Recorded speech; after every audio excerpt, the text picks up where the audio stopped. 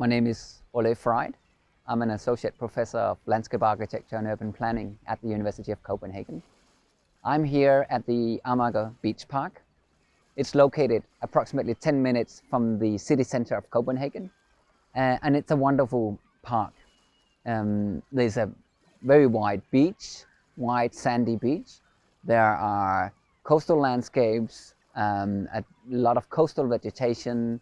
There are coastal lagoons, and there are a lot of supporting facilities. There's an educational center for school kids to learn about the aquatic life in this environment. There are different bathing facilities. Right behind me is one of the oldest bathing facilities in the town, and this area shows some of the linkages between living in the city and going to the coast. But this is also an artificial landscape. It is man-made. Before this was the open sea, so this very long stretch of landscape, an island, is made by man.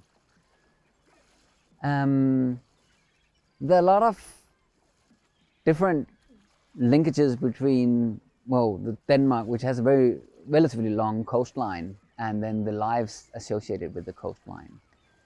And that also means that as the global sea is rising, the risk of storm surges is increasing.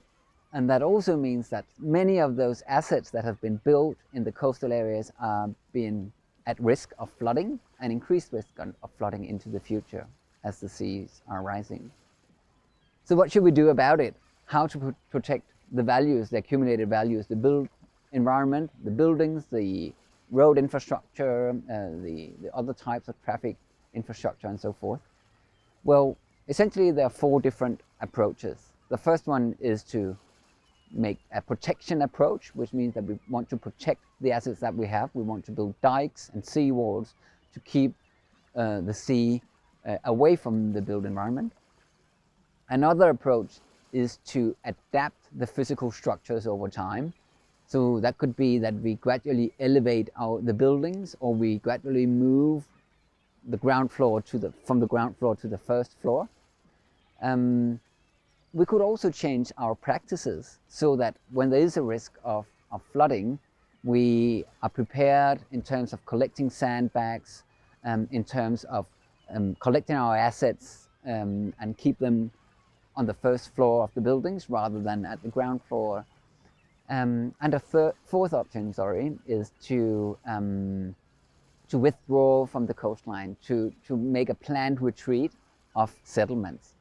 And there could be certain settlements that are particularly prone to flooding, and some would say that should never have been built at those locations.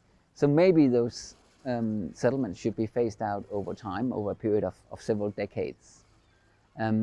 So those different approaches and strategies is something that I work on as a researcher and also a lecturer on landscape architecture and urban planning.